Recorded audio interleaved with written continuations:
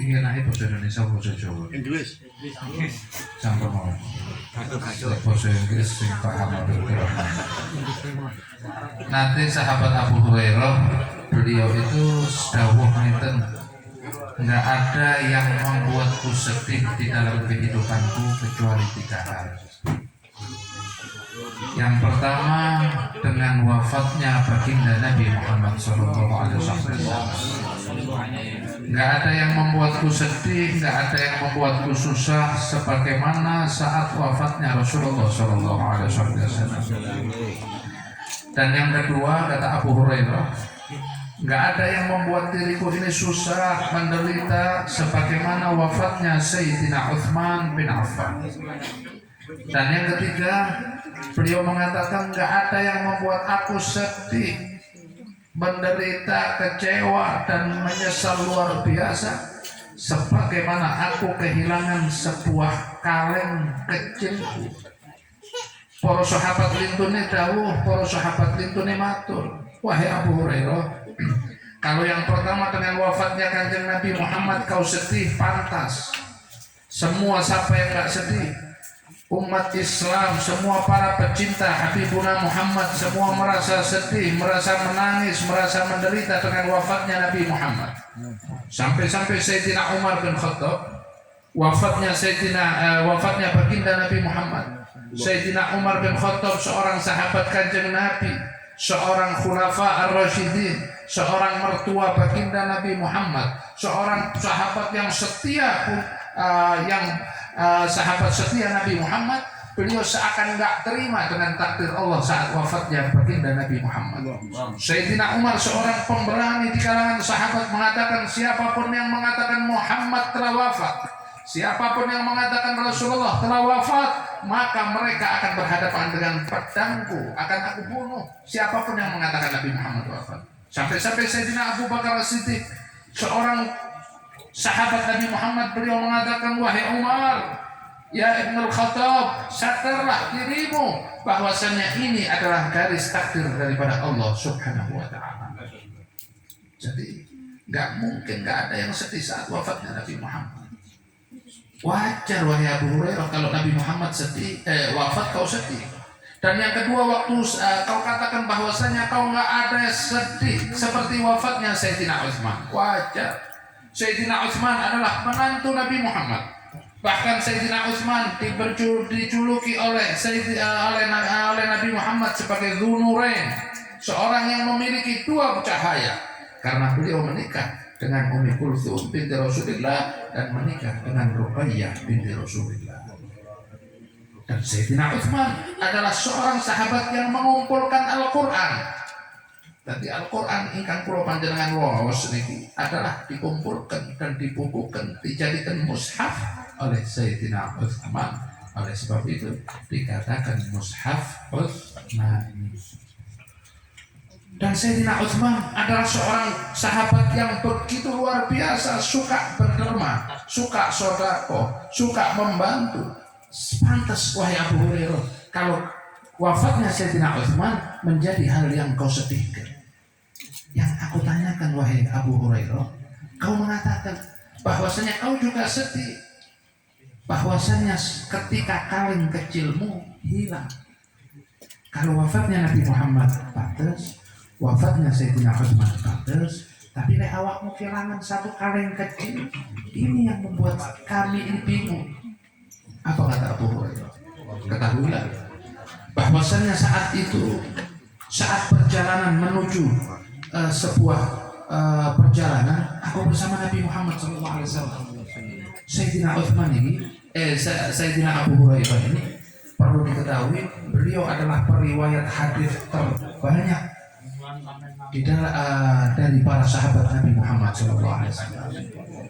Beliau padahal baru 2 tahun masuk Islam. Beliau adalah seorang sahabat yang 2 tahun sebelum wafatnya Nabi Muhammad baru memeluk Islam. Artinya beliau seorang yang luar biasa menemani Kanjeng Nabi Muhammad. Berapa puluh, berapa ratus, berapa ribu hadis yang beliau riwayatkan dari Nabi Muhammad. Oleh sebab itu kadang kula panjenengan dadi murid, bukan soal lamanya. Jadi kru bukan soal lamanya, tapi bagaimana kesungguhan kita tatkala mendampingi dan berkhidmat kepada guru. Kudu soal suwe, tapi bagaimana kita mendampingi dan khidmat kepada guru. Begitu juga dengan sahabat Abu Hurairah. Abu Hurairah Rasul namanya Kanjeng Nabi 2 tahun, tapi beliau intens 2 tahun menemani baginda Nabi Muhammad. Beliau nggak ada pikiran ini dan itu, tujuannya fokus untuk melayani khidmat kepada Kanjeng Nabi Muhammad SAW. Sampai-sampai dikatakan para sahabat yang lainnya, wahai Abu Hurairah, apakah kau nggak punya kesempatan untuk lainnya? Awakmu mungkin ngurus awakmu dewe, engkau kepingin punya ini, engkau kepingin punya ini, kau punya kepintaran, kau punya inovasi. Kenapa kau nggak jadikan itu sebagai bekal untuk kau punya usaha ini dan itu? Enggak. Kata Abu Hurairah, aku saat ini oleh Allah Ta'ala ditakdirkan untuk mendampingi Nabi Muhammad, dan ini aku manfaatkan dengan baik. Di situ aku manfaatkan dengan betul. Di situ aku mendampingi Nabi Muhammad dengan betul. Mungkin para sahabat Nabi yang lainnya nggak punya waktu untuk memperhatikan apa yang Nabi butuhkan, apa yang Nabi perlukan, apa yang Nabi harus ucapkan dan tapi di situ aku menggunakan waktuku untuk aku berkhidmat kepada baginda Nabi Muhammad SAW. Oleh sebab itu, ini contoh di tanah pulau Panjenengan, terutama para kru, para pederek daripada Gus Idris. Bagaimana caranya kita memanfaatkan waktu, karena pulau Panjenengan waktu kalau sudah berlalu nggak akan kembali lagi.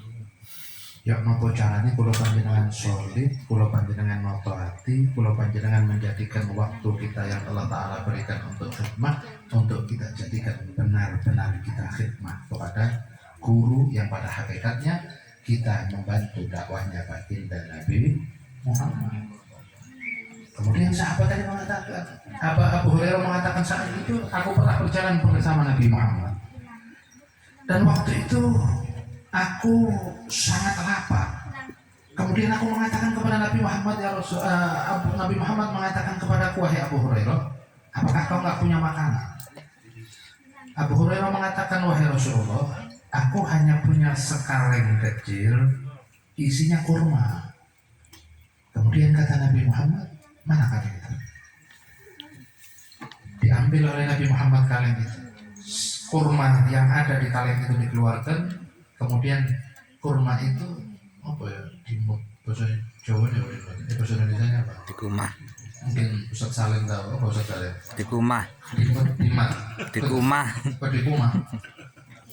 Ya dikunyah. Tapi untuk dikunyah itu lah ada bekasnya kayak sekedar basah gitu. Oh, pokok paham ya. Apa Pak Abdullah apa? Timot apa? Timat. Timot mau ngomong ya? Pokok paham orang ngomong Inggris ya. Kemudian oleh Nabi Muhammad Timot dan dibasahi tadi, diberikan lagi kepada Abu Hurairah. Kata Nabi Muhammad, wahai Abu Hurairah, selama kaleng ini masih ada di tanganmu, maka kurma ini akan mengenyangkan perutmu. Penasaran Abu Hurairah. Kan kadang orang jenis murid sih penasaran sampai guru nih. Dikeluarkan isi kurma, isinya dihitung, ada 20 biji, dimasukkan lagi ke dalam kaleng. Nabi Muhammad mengatakan, wahai Abu Hurairah, kalau kau mau makan, jangan kau buka, jangan kau lihat. Dan itu oleh Abu Hurairah, setiap kali Abu Hurairah lapar, setiap kali Abu Hurairah mau makan, dibuka kaleng itu, dimakan kurmanya dan nggak pernah dilihat. Dan oleh Abu Hurairah, saking penasarannya, kita hitung sih, tepat gak omongan Kanjeng Nabi? Bukan mereka itu nggak percaya dengan Nabi Muhammad, enggak. Tapi mereka ingin membuktikan dengan real, kan serius ngomong nggak real ini. Nah, ini Abu Hurairah dihitung sama Abu Hurairah, setiap makan kurma itu mau ditaruh di kaleng. Sampai kata Abu Hurairah, aku makan mulai zamannya Nabi Muhammad. Setelah Nabi Muhammad wafat, kemudian zamannya Sayyidina Abu Bakar As-Siddiq. Setelah Kanjeng Nabi Muhammad wafat, Khalifah Rasulullah adalah Sayyidina Abu Bakar As-Siddiq. Kira-kira sehingga jawab tak kayak hadiah. Iki kayak sedaya penderek lan murid-muridnya Thariqul Jannah, muridnya Gus Idris. Sayyidina Abu Bakar, tapi ojo buka internet lah, ojo buka apa jenis Google ngomong dosa kayak mlebu neraka. Sayyidina Abu Bakar As-Siddiq menjabat khilafah selama berapa tahun? Pak Belo?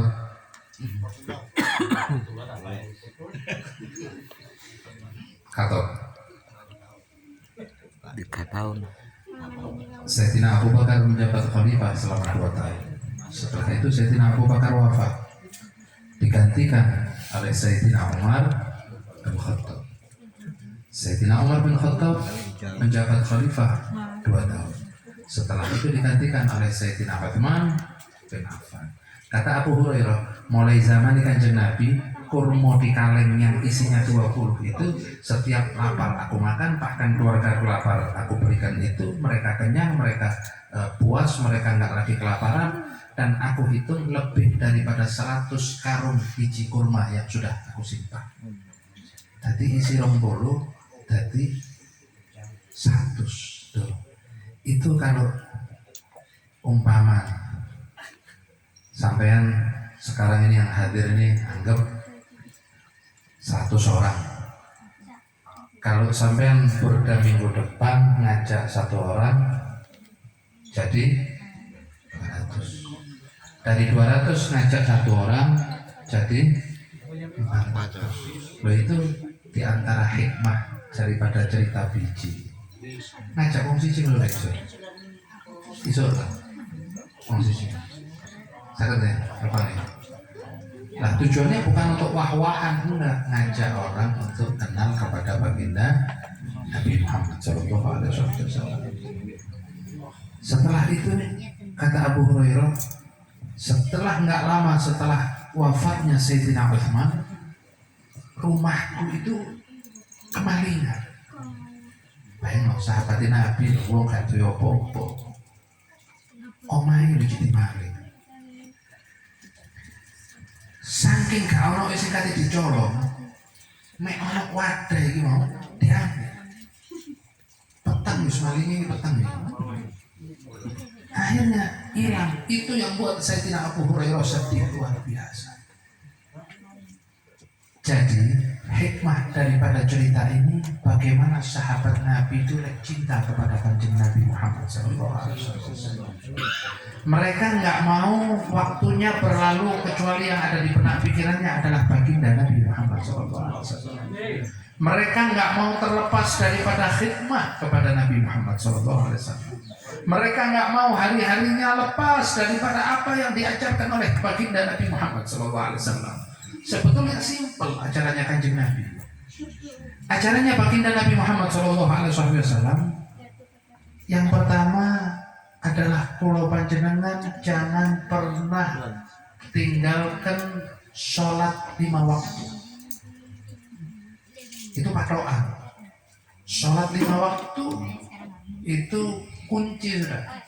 Nggak mungkin kita akan menjadi sukses sholat kita biarin, kita entengkan, Allah nggak bakalan kasih apa-apa kepada kita.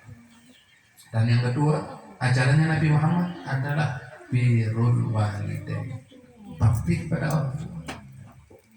Duduknya kulo panjenengan, kulo panjenengan saat ini membantu majelis ini, itu otomatis kulo panjenengan artinya bakti kepada kedua orang tua kita. Bagaimana enggak? Apa yang sudah kita lakukan semuanya pahalanya mengalir kepada kedua orang tua kita. Jangankan yang khidmah, jangankan yang bantu, sing rawuh, sing hadir, masih hadir tok, masih ngrungokno tok, masih ngrungokno itu kok montol oleh ganjaran sebagaimana orang tua kita dapat ganjaran sebagaimana orang tua kita seakan-akan hadir di tempat ini. Bagaimana sing nabu hadroh?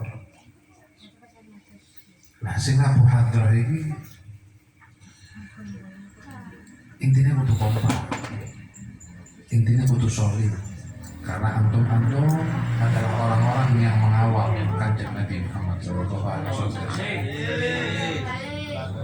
Dan yang ketiga ajarannya Nabi Muhammad adalah khidmah. Kita ngopeni umat kanjeng Nabi Muhammad. Apa meneh zaman kados ngeten. Ekonomi luar biasa.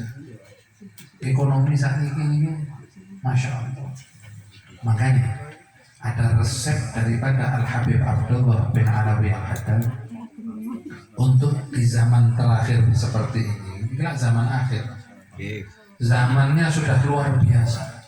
Ini zaman sudah luar biasa, na'udzubillah, sebagaimana yang telah diceritakan oleh kanjeng Nabi Muhammad yang tertera di dalam kitab Daqaiqul Akhbar, kabar-kabar tentang datangnya hari kiamat. Di situ tentang hadis-hadisnya Nabi Muhammad banyak banget, di antaranya zaman terakhir itu ya seperti ini yang kita ada di dalamnya. Untuk zaman terakhir ini nggak ada yang lebih ampuh daripada kita perbanyak sholawat kepada baginda Nabi Muhammad. Dan zaman akhir seperti ini, kata Al-Habib Abdullah bin Alawi Al-Haddad, lazimul buyut sing ake kulo panjenengan iki di omah. Artinya apa? Kita jangan punya keinginan yang aneh-aneh. Zaman saya ini sudah keinginan aneh-aneh.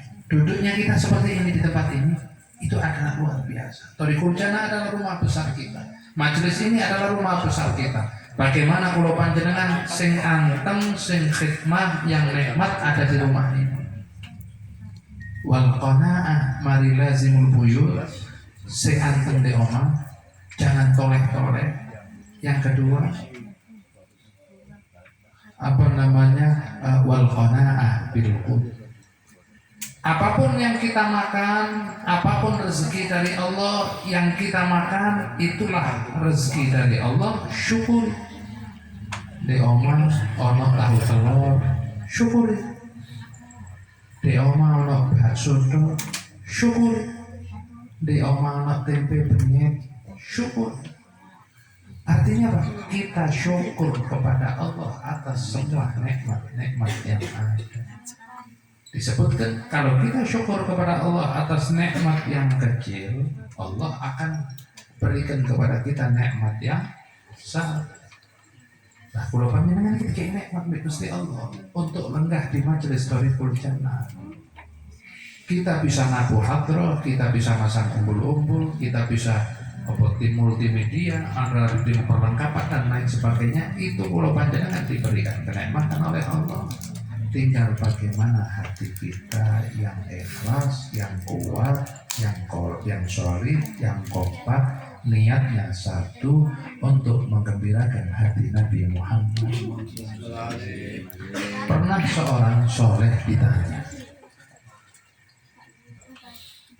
sebagai penutup, ini penyanyi model ada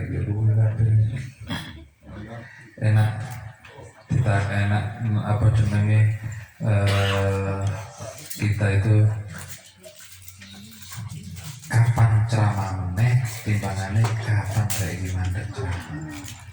Masa begitu lagi. Ada ini paham ada ngomong. Aku kayak ceramah ini mulai mungkin 20 menit aku heran be Pak Salim nyoting memori ini kanten memori ini kanten oleh streaming iya apa namanya sampai lahir astagfirullahaladzim zaman akhir seperti apa namanya kita ini bagaimana caranya pulau panjenengan ini ketah kompak, ketah rukun karena kulo panjenengan ini dalam rangka khidmah kepada baginda Nabi Muhammad. Orang yang khidmah kepada Nabi Muhammad, orang yang punya tujuan hidupnya kepada Nabi Muhammad itu nikmat. Sebagai penutup, pernah seorang soleh itu ditanya, dan ini kadang jawaban, ini kadang hati kita itu dua pikiran kayak gini. Seorang soleh ditanya, wahai guru, wahai habib, wahai kiai, wahai syekh, kenapa kok kita ini harus duduk, para kiai, para habaib, para ulama, kalau duduk yang dibaca maulid Nabi, yang dibaca sholawatan, kenapa nggak baca Al-Quran? Bukankah Al-Quran itu wahyunya Allah? Kan yang nomor satu Allah. Tapi kenapa para habaib kita, para ulama kita, para solehin, para orang-orang soleh, guru-guru kita semuanya yang kita nggak duduk di satu tempat, nggak ada majelis kecuali di situ dibacakan maulid atau sholawat kepada Nabi Muhammad. Kadang terus terang kalau panjenengan punya pertanyaan seperti itu. Seorang guru tadi menjawab, seorang soleh tadi mengatakan, ketahuilah bahwasanya dunia dan akhirat milik Nabi Muhammad. Kunci surga yang megang Nabi Muhammad. Kunci agar kula panjenengan boten kepreset ke neraka yang punya palang pintunya adalah Nabi Muhammad. Allah, kita bisa sampai ke Allah nggak bisa kalau kita nggak melalui Nabi Muhammad. Kula panjenengan mau apapun jalannya adalah baginda Nabi Muhammad. Sampai-sampai besok di akhirat, di padang mahsyar, seorang yang semua manusia pada ketakutan, saat itu disebutkan An-Nabi Dzakal Arush Dzakal Arush Dzikruhu yuhyin nufus yuhyin nufus. Saat itu di padang mahsyar yang semua orang ketakutan, disebutkan bahwasannya pada saat itu baginda Nabi Muhammad berjalan sebagaimana berjalannya seorang pengantin. Kanjeng Nabi dikala sing bagian ngarak coba ya arek-arek sing di dunia iki durinan hadrat. Arek-arek hadrat, makanya arek-arek hadrat kalau niatnya enggak benar-benar karena baginda Nabi Muhammad, karena Allah, emang rugi. Kan saya sudah bilang, nasihat untuk saya dan nasihat untuk adik-adik semuanya. Kalau kita mencari dunia, akhirat nggak akan ikut. Tapi kalau panjenengan sing digolehi akhirat, dunia akan ikut. Disebutkan di dalam hadis qudsi, seorang yang menikahin dunia, seorang yang menikahin dunia, seorang yang hidupnya untuk diajli dunia, kata Allah Ta'ala mengatakan kepada dunia, wahai dunia, repotkanlah hidup orang itu. Tapi kalau seseorang yang orientasinya tujuannya adalah akhirat, Allah Ta'ala mengatakan kepada dunia, wahai dunia, jadilah kau pelayan kepada orang itu. Intinya yuk, bagaimana caranya kalau panjenengan terus ada rasa cinta, mahabbah kepada baginda Nabi Muhammad, dan semoga Allah Ta'ala menguatkan diri-diri kita untuk istiqomah di majelis Thariqul Jannah. Semoga majelis Thariqul Jannah langgeng ila yaumil qiyamah. Semoga majelis ini selalu dipantau oleh Nabi Muhammad, selalu dipantau dan dipandang oleh Nabi Muhammad.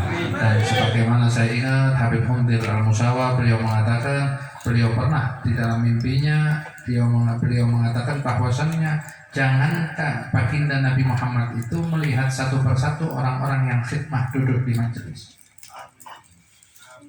bahkan orang yang masang umbul-umbul yang mungkin sama orang-orang sama teman-temannya gak dianggap sama umbul-umbul, tapi itu Nabi Muhammad tahu namanya orang itu, tahu nama orang tuanya, tahu nama ibunya. Karena apa? Berkahnya dia khidmah di majelisnya baginda Nabi Muhammad. Yuk sing ikhlas, sing wafat, mugi-mugi majelis ini langgeng ila yaumil qiyamah, dan mugi-mugi guru kita Gus Idris diberikan panjang umur sehat afiat, dan Bunyai diberikan panjang umur sehat afiat, dilimpahkan rezekinya. Habib Abdul Rahman, Habib Taufik, Habib Abu Bakar semuanya diberikan keberkahan. Para jamaah Hadratul Qulu, sedaya jamaah dan kru diberikan keberkahan dunia akhirat. Amin ya rabbal Allahumma shalli Bye.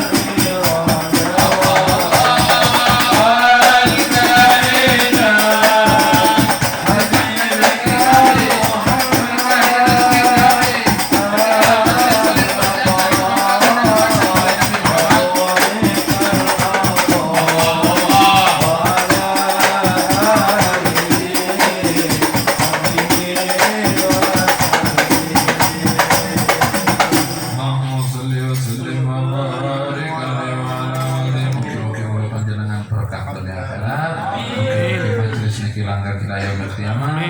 Saking Gusti Allah, salah saking kula pribadi wal afu minkum. Wassalamualaikum warahmatullahi wabarakatuh. Waalaikumsalam.